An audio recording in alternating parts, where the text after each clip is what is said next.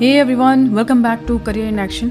लगन आपकी एडवाइस हमारी। This is Shilpa Saroj and आज के इस 10 कदम राउंड 2 में आप सभी का बहुत बहुत स्वागत है। सो बेसिकली देखो, आज के इस वीडियो में क्या है, आज के इस राउंड 2 में हम क्या बात करेंगे।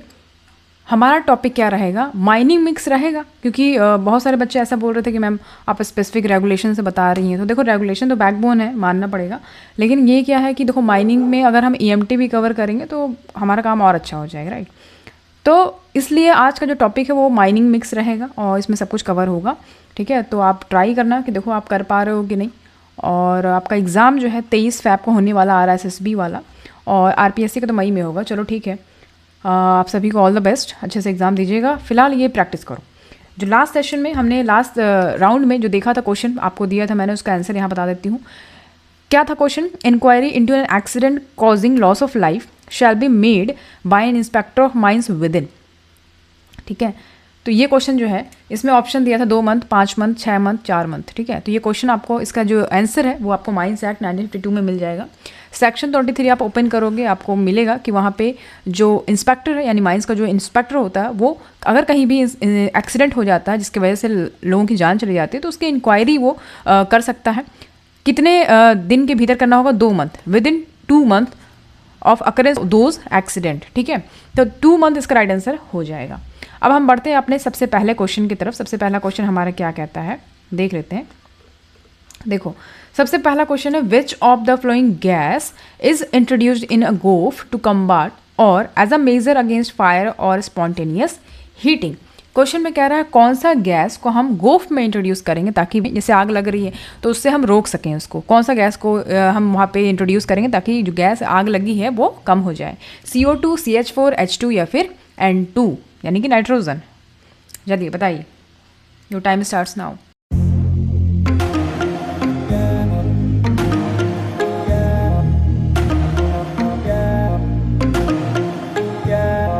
ओके, सो देखिए यहाँ पे इसका राइट आंसर आपका हो जाएगा N2। ठीक है, क्या हो जाएगा, नाइट्रोजन। ओके, देखिए यहाँ पे एक टर्म यूज़ हुआ है, स्पॉन्टेनियस हीटिंग। इसका क्या मतलब होता है कि जो कार्बोनिशियस मटेरियल होता है ना, तो उसमें जब अपने आप आग पकड़ ले, यानी कि उसमें एक्सटर्नल फायर नहीं लगा, अपने आप आग पकड़ ले रहा है, तो उस तरीके का हम बोलते हैं क्या, स्पॉन्टेनियस हीटिंग। ठीक है, और ये ज़्यादातर आपको ओपन कास्ट कोल माइंस में कोयले के बेंच पे, फेस पे मिल सकता है, गोफ एरिया में मिल सकता है, और इस तरीके से काफ़ी सारे कोयले के स्टॉक वगैरह में भी मिल सकता। अब बात नाइट्रोजन की हुई है, तो ये क्या है, ये जो है नॉन एक्सप्लोसिव गैस है। याद रखेंगे, नॉन एक्सप्लोसिव गैस है ये। ठीक है, जिसको हम नॉक्सियस गैस बोलते हैं।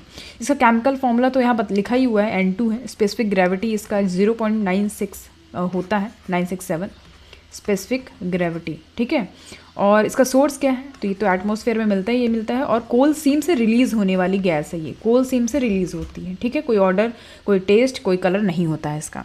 अब जब बात यहाँ पे गैस की हुई है, यानी कि माइन गैसेस की बात हुई है, तो बिना माइन गैसेस को बताया कैसे काम चलेगा, यहाँ पे ही मैं लिख के बता रही हूँ आपको। ठीक है, तो माइन में कौन कौन सी गैस मिलती है, पहले देखो यहाँ पे सबसे पहले फायर डैम्प लिख रही हूँ मैं, फायर डैम्प, जिसको हम CH4 बोलते हैं। ठीक है, दूसरा इसको हम गरम गैस बोलते हैं। ठीक है, एक काम करते हैं, इसको ब्लैक करती हूँ। ठीक है, पहला तो फायर डैम्प हो गया, गरम गैस जिसको बोलते हैं। फिर दूसरा क्या है आपका, ब्लैक डैम्प, ब्लैक डैम्प। तो ब्लैक डैम्प को हम क्या बोलते हैं, ब्लैक डैम्प को हम बोलते हैं ठंडी गैस। क्या बोलते हैं, ठंडी गैस। ओके, अच्छा, इसका केमिकल फॉर्मूला क्या है, CO2 + N2। इन दोनों का मिक्सचर होता है, ये मिश्रण होता है, इसी को हम ब्लैक डैम्प बोलते हैं। ठीक है, अच्छा, उसके बाद फिर आपका क्या हो गया, खूनी गैस, खूनी गैस, जिसको हम क्या बोलते हैं, CO। ठीक है, यानी कि वाइट डैम्प, वाइट डैम्प। ठीक, अच्छा, फिर क्या हो गया आपका, बाकी जो है आपका खांसी गैस हो जाएगा, खांसी गैस, खांसी गैस। इसमें जो है नाइट्रस फ्यूम्स होता है, इसको बेसिकली नाइट्रस फ्यूम्स ही बोलते हैं, नाइट्रस फ्यूम्स।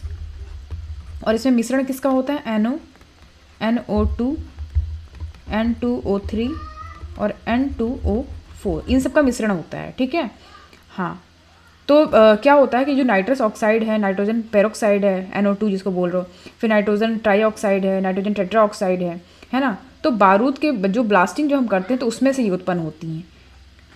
इनको मिलाकर एक नया नाम जो नाइट्रस फ्यूम्स जो आप देख पा रहे हो उसी को खांसी गैस का नाम दिया गया है, ठीक है। अच्छा, उसके बाद फिर यहाँ पे आपका पांचवा हो जाता है आपका स्टिंग डैम्प। स्टिंग डैम्प ये बहुत इंपॉर्टेंट है, इसीलिए मैं आपको बता रही हूँ, वरना बढ़ जाती मैं आगे क्वेश्चन की तरफ, ठीक है। स्टिंग डैम्प याद रखेंगे, इसको क्या बोलते हैं, पोचक गैस या सड़ी गैस, ठीक है, सड़ी हुई गैस जिसको बोलते हैं स्टिंग डैम्प। इसका क्या है केमिकल फॉर्मूला, H2S। याद रखेंगे, ये कई बार क्वेश्चन में आया है, तो आपको क्वेश्चन में आ सकता है। स्टिंग डैम्प याद रखेंगे। उसके बाद फिर आपका SO2 है, फिर आपका हाइड्रोजन है, यानी कि जिसको हाइड्रोजन गैस जिसको नॉर्मली बोलते हैं। फिर आपका 8वां नंबर है गोब स्टिंक, ठीक है। गोब स्टिंक मतलब कुछ गैसों का मिलकर आग की गैस को बोलते हैं, ठीक है। 9वां है आपका विस्फोटक जनित गैस जिसको हम आफ्टर डैम्प बोलते हैं, ठीक है, आफ्टर डैम्प। ये समझ में आया। तो ये सब इम्पॉर्टेंट था, इनका नाम जानना ज़रूरी था, और नाइट्रोजन के बारे में हम क्या जान सके वो इम्पोर्टेंट था, ठीक है। तो यहाँ पे क्या होता है कि देखो मोस्टली आप क्वेश्चन में ये देखोगे कि अगर माइंस में आग लग जाती है तो उससे फाइट करने के लिए कौन सा गैस हम वहाँ पे डालेंगे, तो CO2 + N2 आपको याद रखना है। ये जो गैस बताया मैंने ब्लैक डैम्प, वही है ये ठंडी गैस, ठीक है। नाम से समझ में आ रहा, ठंडा कर देता है चीज़ों को, तो ठंडी गैस हो जाएगी, ओके। हाँ, तो इतना ज़रूरी था आपको जानने के लिए। अब हम आगे बढ़ जाते हैं नेक्स्ट क्वेश्चन की तरफ। क्वेश्चन हमारा नेक्स्ट क्या है, नेक्स्ट क्वेश्चन हमारा है which of the following gas is not considered as chief harmful gas. कौन से गैस को हम चीफ हार्मफुल गैस नहीं कंसिडर करेंगे, मीथेन को, CO यानी कार्बन मोनोऑक्साइड, CO2 यानी कार्बन डाइऑक्साइड, या फिर SO2 सल्फर डाइऑक्साइड। कौन से गैस को हम चीफ हार्मफुल गैस कंसिडर नहीं करेंगे। तो भाई बताइए इसका राइट आंसर क्या होगा।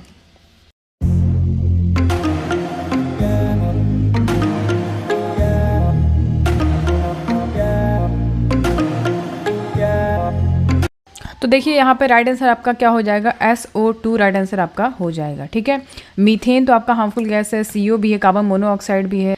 इसका जो है परमिसिबल लिमिट कितना है, परमिसिबल लिमिट कितना है, तो 5 ppm है। कितना है, 5 ppm, ठीक है। SO2 का, सल्फर डाइऑक्साइड की बात कर रहे हैं।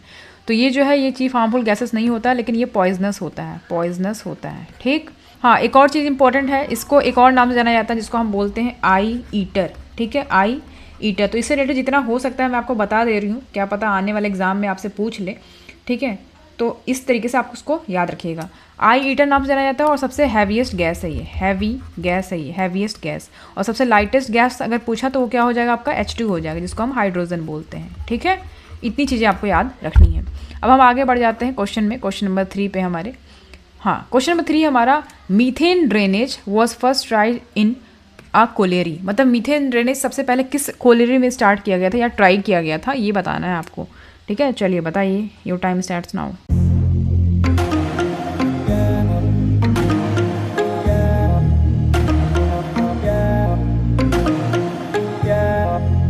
ओके, चलिए, तो इसका राइट आंसर आपका हो जाएगा रूर कोलफील्ड्स, जर्मनी, ठीक है। जर्मनी में जो आपका कोलफील्ड है, रूर कोलफील्ड, वहाँ पे सबसे पहले मीथेन ड्रेनेज को सबसे पहले ट्राई किया गया था, ठीक है। तो यहाँ पे अभी पहले समझना ये ज़रूरी है कि मीथेन ड्रेनेज एग्जैक्टली होता क्या है। पहले तो हम ये समझेंगे, इसको हम बोलते हैं कोल डीगैसिफिकेशन। क्या बोलते हैं, कोल डीगैसिफिकेशन, ठीक है। इट इज़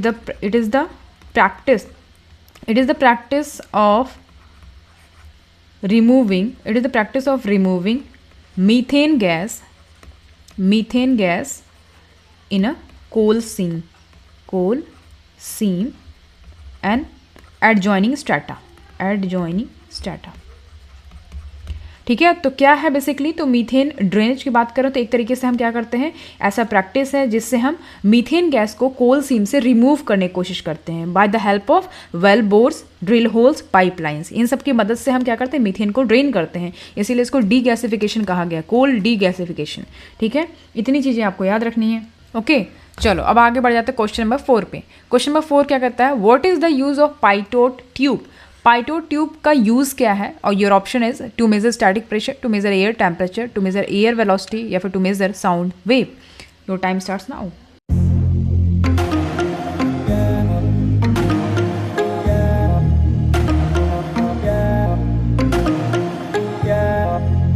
ओके, सो यहाँ पे आपका जो राइट आंसर है वो ऑप्शन ए हो जाएगा, टू मेजर स्टैटिक प्रेशर, ठीक है। कहीं कहीं आपको ये भी लिखा होगा कि to measure fluid flow velocity, fluid flow velocity भी कहीं कहीं देखने को मिलेगा आपको, तो ये भी राइट आंसर हो जाएगा। तो पायलट ट्यूब याद रखेंगे, स्टैटिक प्रेशर को मेज़र करने के लिए यूज़ करते हैं हम, ठीक है। ये कई बार आया है एग्ज़ाम में, तो हो सकता है आपको इस बार पूछ ले। और ये भी याद रखिए कि भाई ये जो है पायलट ट्यूब ये किसके द्वारा इन्वेंट किया गया था, तो फ्रेंच के इंजीनियर हैं, फ्रेंच इंजीनियर, नाम क्या है उनका, हेनरी पाइटोट, ठीक है, हेनरी पाइटोट इनका नाम था। अर्ली 18th सेंचुरी में जो है इन्होंने ये चीज़ इन्वेंट करा था, ठीक है। उसके बाद ये फर्दर जो है मॉडिफाइड किया गया मॉडर्न फॉर्म में, मतलब 19th सेंचुरी में। किनके द्वारा, फ्रेंच साइंटिस्ट थे, फ्रेंच साइंटिस्ट, उनका नाम क्या था, हेनरी डार्सी, ठीक है, हेनरी डार्सी। तो डार्सी लॉ भी पढ़ा होगा आपने। तो हेनरी डार्सी के द्वारा जो है इसको फिर से क्या किया गया, मॉडिफाइड किया गया। तो फिर इससे क्या हम डिटरमाइन करते हैं, जो एयरक्राफ्ट होता है ना उसका जो एयर स्पीड होता है उसको हम डिटरमाइन करते हैं, ठीक है, bye the help of pilot tube. इसको याद रखेंगे। चलो आगे बढ़ें क्वेश्चन नंबर 5 पे। क्वेश्चन नंबर 5 हमारा कहता है the lowest temperature at which a fine dry cold dust cloud can be ignited. यहाँ पे देखो क्या लिखा है कि लोएस्ट टेम्परेचर बताना है आपको, कि एक ऐसा लोएस्ट टेम्परेचर जिसपे जो आपका ड्राई कोल्ड डस्ट है क्लाउड में वो क्या हो, जलने लगे, ज्वलनशील होने लगे, इग्नाइटेड बोल रहा है, वो होने लगे। तो टेम्परेचर आप देख सकते हो 400 से 500 डिग्री, 600 से 700 या 700 से 800 या फिर 800 से 900। बताइए।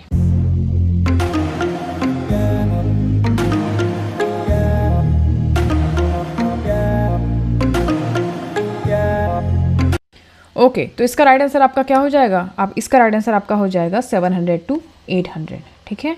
700 to 800 जो है आपका राइट आंसर हो जाएगा। कैसे हो जाएगा, पहली बात कि कोल्ड डस्ट एक्सप्लोजन की अगर मैं बात करूं, कोल्ड डस्ट एक्सप्लोजन के लिए क्या क्या ज़रूरी है, तो यहाँ पे कोल्ड डस्ट का जो साइज़ है ना वो 150 माइक्रोन होना पड़ेगा पहले तो, ठीक है, इससे कम नहीं होना चाहिए, 150 माइक्रोन से कम नहीं होना चाहिए। और कोल्ड डस्ट की जो मात्रा होती है वो 30 से 40 ग्राम प्रति घन मीटर होना चाहिए, पहला तो ये।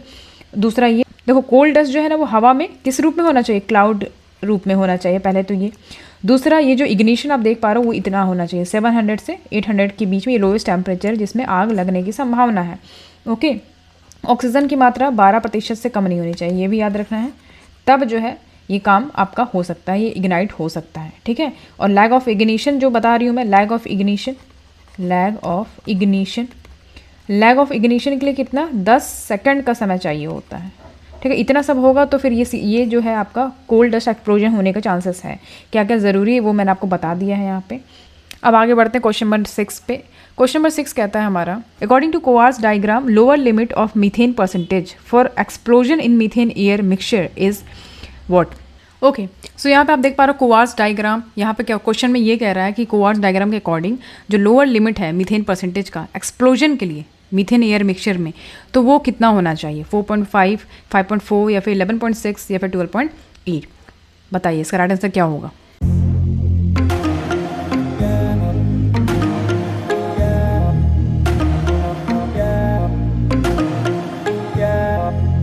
यहाँ पे आपका राइट आंसर हो जाएगा 5.4%, ठीक है। तो यहाँ पे लोअर लिमिट पूछ रहा है मीथेन परसेंटेज का एक्सप्लोजन के लिए, तो 5.4% आपका लोअर लिमिट हो जाएगा। यहाँ पे आप देख पा रहे हो 0 से लेके 20% यहाँ दिख रहा है आपको, ये मीथेन का परसेंटेज है। और ऑक्सीजन का जो परसेंटेज है यहाँ पे आपको 0 से जो है दिख रहा है 20 दिख रहा है, फिर आपको 22 दिख रहा है, तो ये ऑक्सीजन का परसेंटेज है, ठीक है। तो कितना परसेंटेज रहेगा तो एक्सप्लोजन का फॉर्म क्रिएट करेगा। तो यहाँ पे देख लो, अगर मैं बात करूँ मीथेन की अगर मैं बात करूँ तो ये कितना होना चाहिए, 5.4 से 14.8% तो होना चाहिए, इतना एक्सप्लोजन लिमिट है ये, ठीक है। तो 5.4 लोअर लिमिट पूछा है, अपर लिमिट आपका 14.8 हो जाएगा, राइट। और ऑक्सीजन की अगर मैं बात करूँ ऑक्सीजन की जो पर्याप्त मात्रा वो कम से कम 12% होना चाहिए। और तापमान तो बता ही दिया आपको, कम से कम 650 डिग्री सेंटीग्रेड जो है आपका सोर्स होना चाहिए, ओके।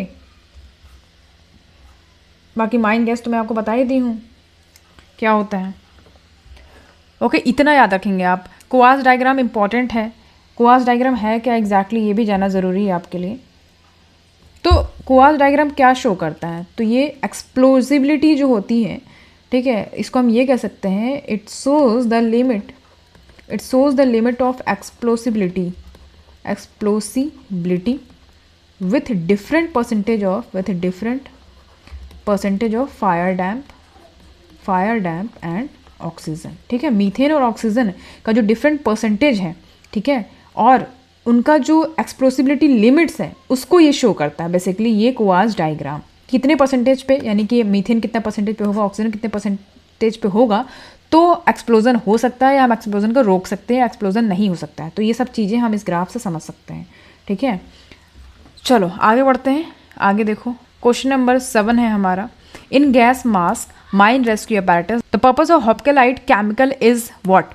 तो यहाँ पे क्या बोल रहा है कि देखो गैस मास्क में यानी माइन रेस्क्यू अपैरेटस है, हम यूज़ करते हैं वहाँ पे, तो जो पर्पस है हॉपकेलाइट केमिकल का वो क्या होता है, change hydrogen to water vapour, remove ammonia and water, change carbon monoxide to carbon dioxide, या फिर रिमूव डस्ट एंड स्मोक। बताना है आपको।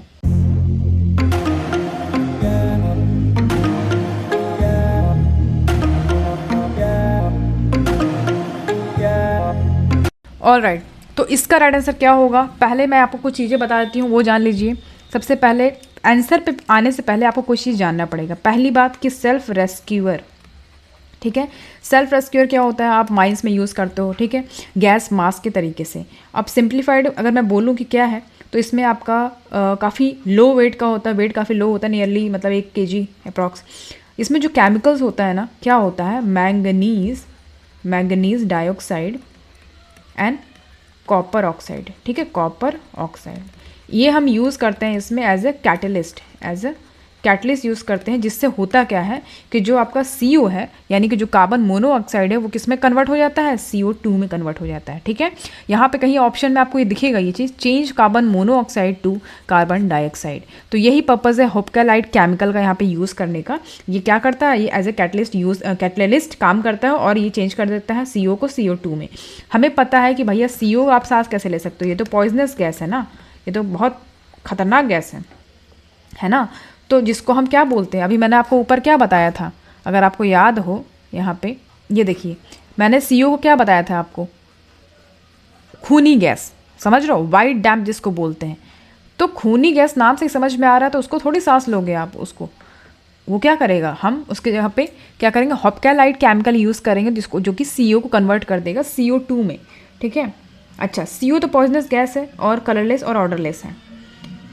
बेसिकली इसको कहाँ यूज़ किया जाता है, 3 डिग्री माइंस में, 3 डिग्री माइंस। तो इसको हम ब्रीदिंग ऑपरेशन के लिए यूज़ नहीं कर सकते हैं, ठीक है। इतनी चीज़ें पता चली। तो जो CO कैटलिस्ट होता है उसको क्या बोलते हैं हम, यही hopcalite, okay. It is used for conversion of CO to CO2, इतना याद रखेंगे। तो जो कन्वर्जन होता है वो क्या जनरेट करता है, हीट जनरेट करता है, रिएक्शन के तौर पे हीट जनरेट करता है। तो यहाँ पे सेल्फ रेस्क्यूअर जो है ये हम 1 घंटे के लिए यूज़ करते हैं, उसके बाद जो उसका सील है वो ब्रोक हो जाता है, ठीक है, एटमॉस्फेयर में, ओके। अब चलिए बढ़ते हैं क्वेश्चन नंबर 8 की तरफ। क्वेश्चन नंबर 8 क्या कहता है, the method use for sinking a shaft through an unstable or friable strata with heavy inrush of water or sand connected with inflow of water is known as which method. Your option is freezing method, cementation method, piling method या फिर कीजन method. बताइए इसका answer क्या होगा।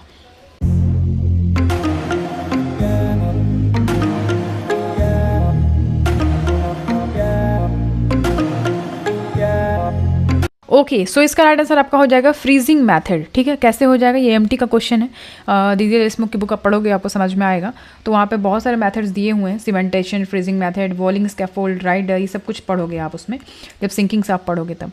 तो soft sinking क्या है, basically देखो हम जब डिग करते हैं ना, डिगिंग करते हैं, क्या डिगिंग करते हैं, डीप होल, ठीक है।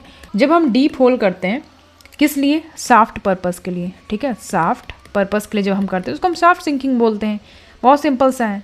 और इसमें होता क्या है, साफ्ट क्या है, तो साफ्ट जो है एक वर्टिकल या नियर वर्टिकल पैसेज होता है जो सरफेस को अंडरग्राउंड माइन वर्किंग से जोड़ता है। तो माइनर्स क्या करते हैं, ट्रैवल करके जाते हैं सरफेस से अंडरग्राउंड माइंस में, ठीक है। शाफ्ट जैसे कि मान लीजिए ये आपका कोल सीम है इधर, ठीक है, यहाँ पे कोल सीम है, तो यहाँ पे सरफेस है, तो आप यहाँ से साफ्ट से जाओगे ना नीचे, यहाँ पे कोल सीम, अगर कोल को एक्सट्रैक्ट करना है तो यहाँ पे साफ्ट के थ्रू ही तो जाओगे ना आप।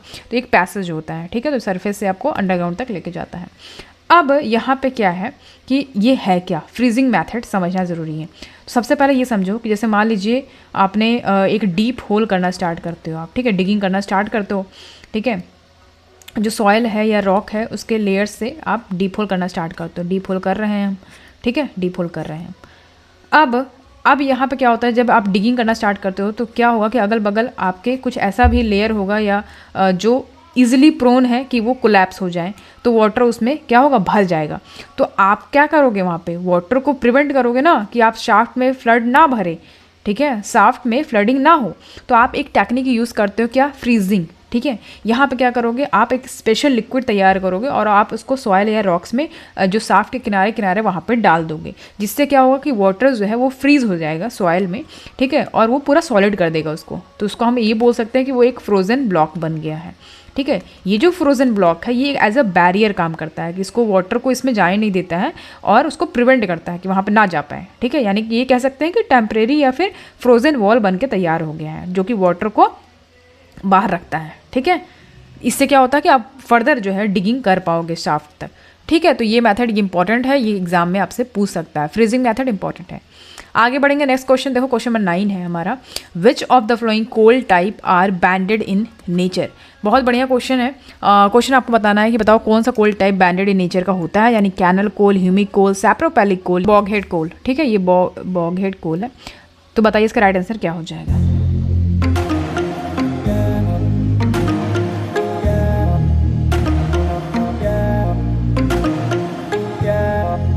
ओके, तो इसका राइट आंसर आप देख पा रहे हो। पहली बात तो यहाँ क्वेश्चन में क्या बोला है कि जो बैंडेड इन नेचर है, ठीक है।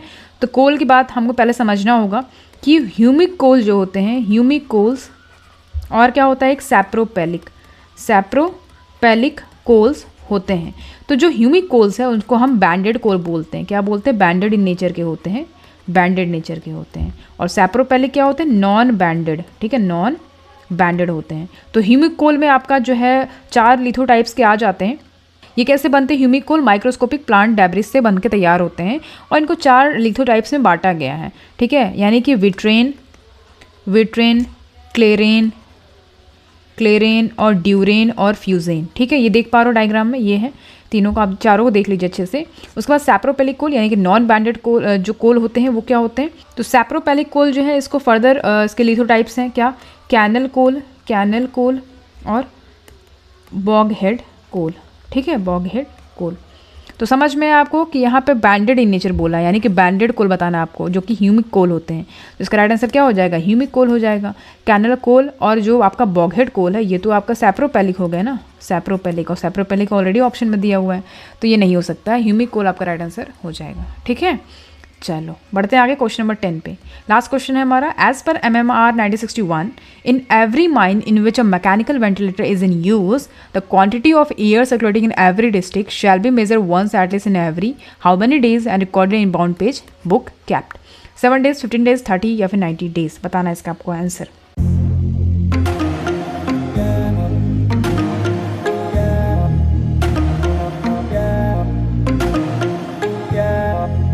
ओके, तो ये क्वेश्चन जो है ये मेटलिफेरस माइंस का है, मेटलिफेरस माइंस रेगुलेशन, ये आपके सिलेबस में दिया हुआ है 1961, ठीक। तो इससे क्वेश्चन है, क्वेश्चन में क्या कह रहा है कि किसी भी माइन में जहाँ मैकेनिकल वेंटिलेटर यूज़ में है तो वहाँ पे जो एयर का क्वांटिटी है जो हर डिस्ट्रिक्ट में सर्कुलेट हो रहा है उसको कब मेज़र किया जाएगा, मतलब कितने दिन के भीतर मेज़र किया जाएगा और उसको रिकॉर्ड किया जाएगा और बाउंड पेज बुक में रखा जाएगा। तो इसको भैया 30 दिन एटलीस्ट इन एवरी 30 डेज़, ठीक है, हर 30 दिन में जो है इसको क्या किया जाएगा, हर डिस्ट्रिक्ट में कितना क्वांटिटी ऑफ एयर सर्कुलेट हो रहा है इसको मेज़र किया जाएगा, ठीक है। तो ये इसका राइट आंसर हो जाएगा। अब यहाँ पे आपका होता है ख़त्म 10 कदम राउंड। मुझे बताइए कि आपने कितना स्कोर किया आउट ऑफ 10, ठीक है। पिछली बार में तो काफ़ी बढ़िया रिजल्ट रहा सबका, काफ़ी बढ़िया लोगों ने रिस्पॉन्स करा और मुझे लगता है कि काफ़ी बढ़िया आपका प्रैक्टिस भी हो रहा होगा। और ये आज का वीडियो मुझे लगता है काफ़ी सही रहा होगा क्योंकि इसमें मैंने माइनिंग मिक्स से क्वेश्चन लेके आया है तो काफ़ी डिफरेंट होना चाहिए ऑब्वियसली। चलिए मेरी तरफ से आप सभी के लिए एक क्वेश्चन है, deployment of machine at the working place from where mineral has to be extracted call. क्या बोल रहा है कि मशीन्स को डिप्लॉय किया जाए वर्किंग प्लेस में जहाँ से हम मिनरल्स को क्या करेंगे, एक्सट्रैक्ट करेंगे। तो उसको हम क्या बोलते हैं, your option is mechanisation, materialisation, machinery transport या फिर face mechanisation. What you have to do is comment your answer in the comment section, okay. फिर मैं बताती हूँ कि आपका आंसर सही है कि नहीं और कितना आपने स्कोर किया, ये ज़रूर बताइएगा। और वीडियो कैसी लगी हो ये भी एक ठोक के बता ही देना, ठीक है। चलो तो आज का यहीं पे सेशन खत्म करते हैं। बाकी आप टेलीग्राम ग्रुप को ज्वाइन कर लो, मंडे टू फ्राइडे वहाँ पे डेली क्विज होते हैं। क्यों छोड़ना भैया, जल्दी से प्रैक्टिस करो, अपना तैयारी रखो, ओके। ऑल द बेस्ट आपके एग्ज़ाम के लिए। मैं हर वीडियो में बोल रही हूँ ऑल द बेस्ट, आपका एग्ज़ाम बहुत अच्छा होना चाहिए और आपका एक सिलेक्शन तो हो ही जाना चाहिए, ठीक है। बाकी कोई फर्दर इंक्वायरी लेनी हो तो आप व्हाट्सएप पे दिए गए नंबर पे DM कर सकते हो। चलो आज के लिए इतना ही। Thank you so much for watching, see you at the next class.